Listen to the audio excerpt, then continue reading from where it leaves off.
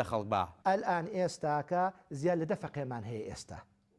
ئەم دەفەقەیە نەختێکیان ئێستا لێرە نەبوون لە ماڵ نەبوون حوجرەیان هەیە بە ناوی حوجرەی نەقشبەندی لە ناو مزگەوتایە لە قاتی خوارەوە شوێنیان عەلا حەدە و سەربەخۆیە شوێنی نووسینیان هەیە مەتبەخیان هەیە ئاو حەمام و تەرتیباتیان بۆیە خەڵقی خێرخوازیش هاوکاریان دەکەن بە تایبەتی مریدان و منسوبانی خۆمان خزمەتیان دەکەن خواردنیان بۆ ئەهێنن خۆشیان لەوێ خواردنەکە دروست ئەکەن بە شەویش لەوەیە هەر ئەمێننەوانێ و ئێستا ئەمانە سەرەتایانە ئەم دەفەقەیە تایەتی لە تەسلیفی زەنجانی کە بیدایی و سەرەتاییە هەتاوەکو تەسلیفی مەلاعەلی ئونموزەج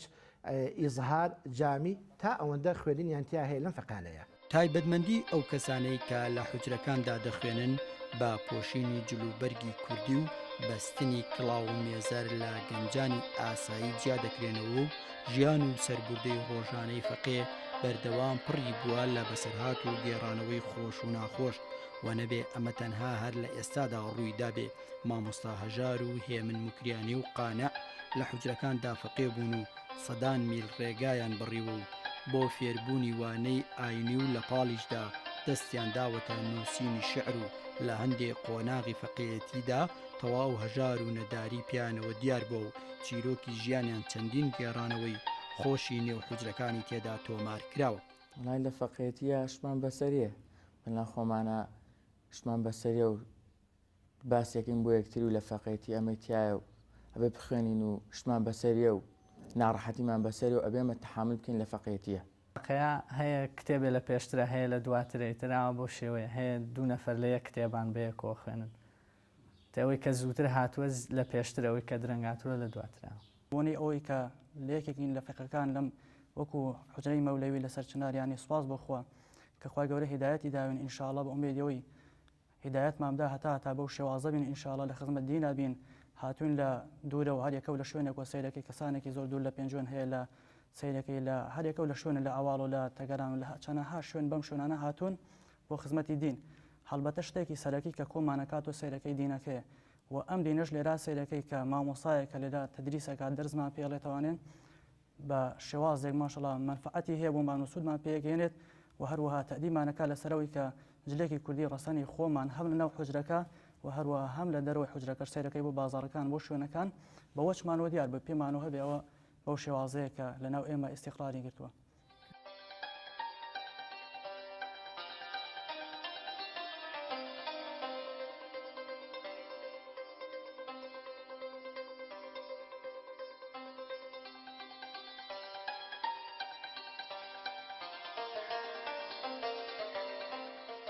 لە ئێمە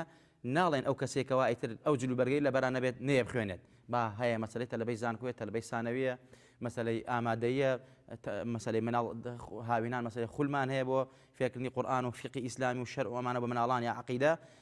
سەرەکەی بە جلوبەرگی احتیادی و ماڵی شوێنە خوێنن بەڵام ئەوەی کەوا فەقێیە وەکو بۆی کە دیار بێت ئیلتیزامێکی هەم شەرعی هەم قانونی هەبێ بە شتەکەوە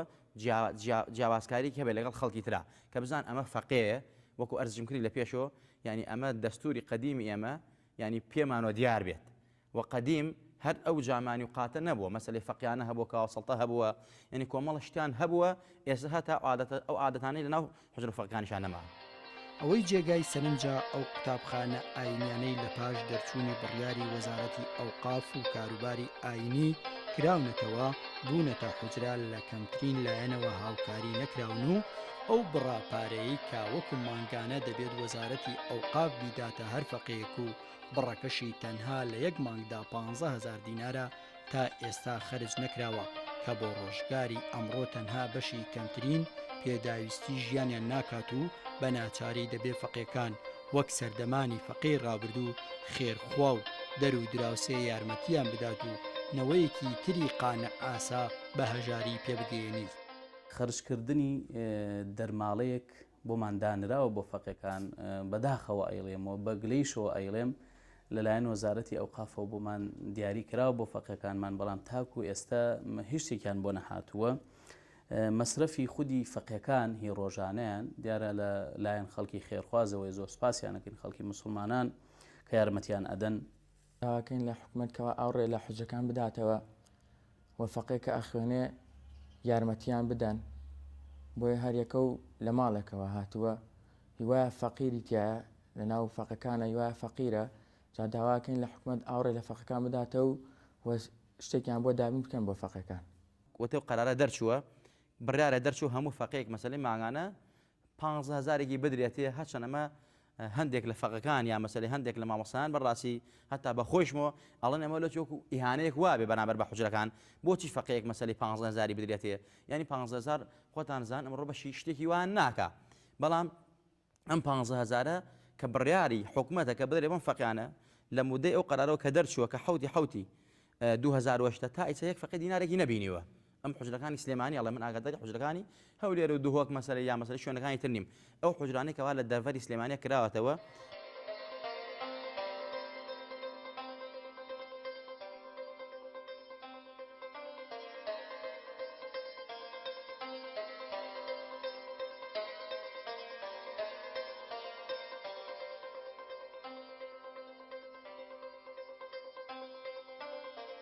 فەقەی زمانی زوو لەو گوندەی ئێمە لەو دەی ئێمە فەقەی تیا بوون مامۆستایەکمان بوو 3 فەقەی لەلا بوون ئەو 3 فەقیانە خەڵقی دێکەی بە خێوانەکردن خەڵقی دێکەی بە نۆرە مەسەلا ئەم هەفتە ماڵێک نانی بۆ کردن بۆی ئەبردن ئێوارانش هەر ماڵێک شتێکی خۆشی بووایە ئەیبرد بۆ فەقیانە ئەو ئێوارەی کەشتەکەی بیزانیا بەنەوعەکە ئەیبرد بۆ فەقیەکان فەقی ئەو وەختە ئاوا ڕانەبووە وەکو فەقی ئێستا نەبوو فەقی ئێستا برنجان بۆیە چێ مریشکیان بۆیە چێ خەڵقی یارمەتیانەیە مزگەوت مامۆستاکەی یارمەتیانەیە لە مزگەوتەکەیە ئێمە ئاخر جار نووسراوێکرا لە وەزارەتی ئەوقاف و بۆ وەزارەتی دارایی بۆ دەرماڵی خوێندکارەکان کە لە 15 بکرێ 25 ئێستا ئێمە چاوەڕی ئەوە ئەەکەین کە ئەو دەرماڵی کە دارایی کردوتی بۆ ئەنجومەنی وەزیران بۆی ئەوە زیاد بکرێ و ئێمە تر بۆی بتوانین ئەو دەرماڵێ بۆ ئەو فەقیا لەسەر بکەین. یەکێک لەو کەسایەتیە ئاینیانەی کورد کە دانراوەکانی هەر لە دێر زەمانەوە بوونەتەوانەی خوێندنی فەقیەکان لەلایەن شێخ مارفی نۆدیەوە دانراوە بەردەوام لەسەر زاری فەقییانە کتێبی ئەحمەدیە کە بە ناوی کوڕەکەی کاکە ئەحمەدی شێخەوە ناو نراوە دەخوێنرێت سەرچاوەکانی تری بەردەست فەقییان جگا لە قورئانی پیرۆز و فەرمودەکانی پێغەمبەر خوێندنی وانەکانی فقه و نەحو و سەرفە کە بەشێکیان لە دانەرەکانیان کەسایەتی کوردین و زۆرێک لە خوێندکارانی زانکۆکان بۆ زیاتر فێربوون و قوڵبوونەوە لەوانەکانیان دەچنە لای مامۆستایانی ئاینی و دەبنە فەقێ. ئەو منهەجەی کەوا لە حوجرەکەمانە هەیە دیارە ئێمە بەپێ ئەم تەسەلسولە و هەر کۆن چۆن بووە بەو شێوە شکڵە لێرە دەرز ئەخوێنرێت. یەکەم ئەگەر فەقێکە هاتە ئێرە قورئانی نەخوێندبوو ئێمە سەرەتا قورئانی پێ دەڵین بە تەجوید و بە شێوەیەکی جوان. دووهەم منهەجمان لە دوای قورئان ئەحمەدیە کە کتێبێکی لوغەیە زمانەوانیە ئەویش بناغەیەکی سەرەتایەکی زۆر زۆر باشە بۆ فەقێ بۆ ئەوەی کەوا فێری هەندێک لوغەی عەرەبی ببێ و بە کوردی. دوای ئەحمەدیەکە ئێمە کتێبێکمان هەیە بە ناوی عەوامیلی جورجانی و دوای ئەویش هەر لەم نامیلکە کتێبێکی ترە بە ناوی عەوامیلی بەرکەوی هەردووکیان لە عیلمی نەحوە ئەمیش سەرەتایەکی باشە بۆ فەقێ بۆ ئەوەی کەوا فێری ئەساسیاتی عیلمی نەحو و قەواعید ببێت. ئێمە لە دوای ئەحمەدی لە دوای ئەوەی کەوا چەند لوغەیەک فێر بووە هەر بە حیفزی ئەبێ حیفزی بکە لە بەری بکە ئەم کتێبەی پێئاڵین کە ئەمە کتێبێکە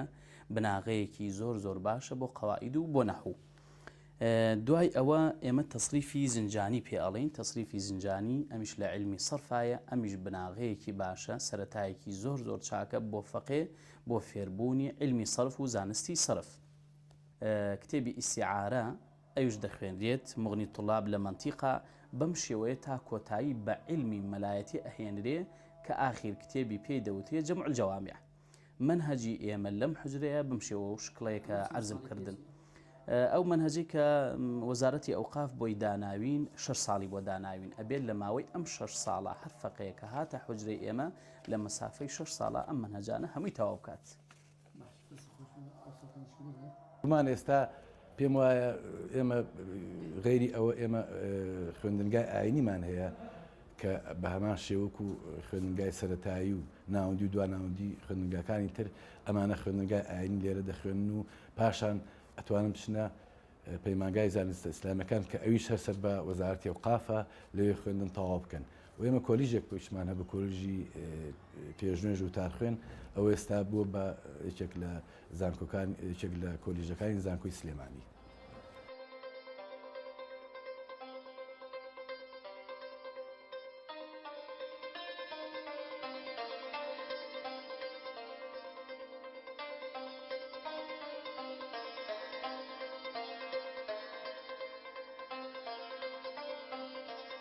ئێمە کە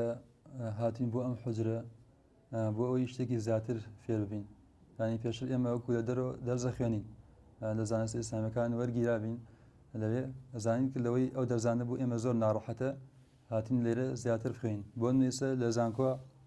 ئەمە شەرحی ئیبن عەقیلە لێرە ئەی خوێنین ئەمە بۆ ئێمە زۆر ناڕەحەتە وەیە خۆی لەسەرتا بێ ئەجرومیە و عوامیل و ئەو شتانە بخوێنی هاتین بەلای مامۆستای بەڕێز مامۆستا جەلال لەوێ ئەو دەستمان پێ ئەڵێت کە ئەمانەمان زانی ئێمە لای مامۆستا جەلال لە زانکۆشا هیچ کێشەیەکمان نابێ بۆ شەرحی ئیبن عەقیل و بابەتەکانی فقهتر بۆ شێوە لەبە ئەو گەنجە کە لە منتیقەی پێنجوون لە منتیقەی کەلار لە منتیقەی شارباژەر لە منتیقەی قەڵابزێ ئێمە فەقێمان هەبووی کوردستانی تورکیە بووە تەلەبەمان هاتووە لەوێەوە لە لای ئێمە تەلەبەمان بووە ئێمە لە مەدرسەی نەقشبەندیە دکتۆرە ئێستا پزیشکی ئەکا لە هەولێر خەڵقی منتیقەی قەڵابزێ بووە هاوینەکان کە عوتڵا بوو ئەها لێرە ئەی خوێن علمی سەرف و نەحو و منطیق و بەلاغە و ئوسوول و تەفسیر و حەدیثی دەخوێند و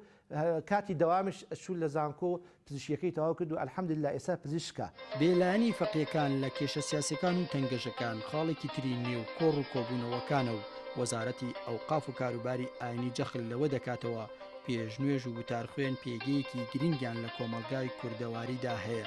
لەو نێوەندەشدا دەرچوانی نێوتەکێ و خانەقا و حجرەکان پێشنگایەتی ئاینیان دەچێتە ئەستۆ دینی پیرۆزی ئیسلام وەک ئاینی پێکەوە ژیان و ئاشتی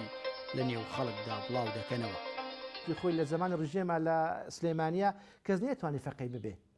هیچ مزگەوتێک فەقیتیان نەبوو قاچاق بوو مەمنوع بوو دەیانگرتن الحەمدوللا بەهۆی ئەم ئازادیەوە ئێستا ئەمن ئەو دە12 فەقێم هەیە هەر یەکی خەڵکی شوێنێکە بە شەو لەو حوجرا دەمێننەوە کەس ناچێ بەلایەنە دەگەڕێن ئیساحەتی خوان ئەکەن خوێنی خوان ئەکەن خەڵک خزمەتیانەکە گەشت و گوزاری خوان ئەکەن ئەمە بەهۆی ئەم ئازادیەوەیە کەوا بوو ئێمە ئەبێ هەر یەکە لە ئاستی خۆی مامۆستای زانکۆ مامۆستای مەعهەد مامۆستای قوتابخانە مامۆستای دینی شێخی تەریقەت مدیری بەڕێوەبەری دائیرەیەک مەسئولێک محافزێک وەزیرێک سەرۆک وەزیرێک سەرۆک هەرێمێک سەرۆک کۆمارێک هەوڵ بدەین خەڵقانێک پەروەردە بکەین کە دڵسۆزی دینمان بێ دڵسۆزی ئەخلاقمان بێ دڵسۆزی ئەم خاک و نیشتیمانە بێ ئەم خاک و نیشتیمانش پێویستی بەوە هەیە کەسانێکی دڵسۆزی تیا پەروەردە بکرێ یا لە ڕووی دینەوە بێ یا لە ڕووی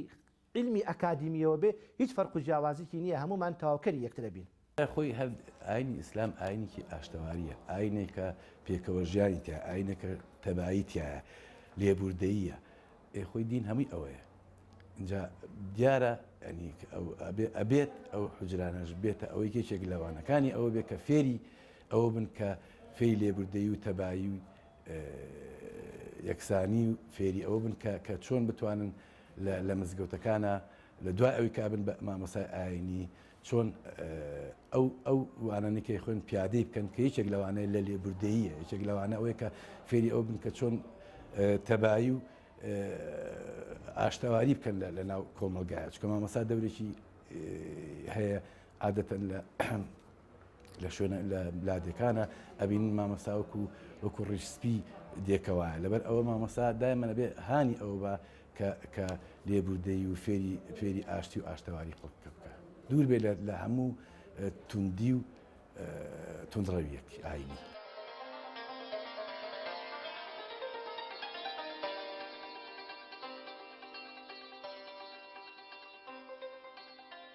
بایەخی مانەوەی ئەو قوتابخانە ئاینیانە لەم سەردەمەدا کە چەندین جۆر و شێوازی خوێندن هەن پرسیارگەلێکی لای زۆرێک لە خەڵک و لایەنە پەیوەندیدارەکان دروست کردووە دەربارەی مانەوە یاخود نەمانەوەیان بەڵام ئەوەی کە پێویستە ئامە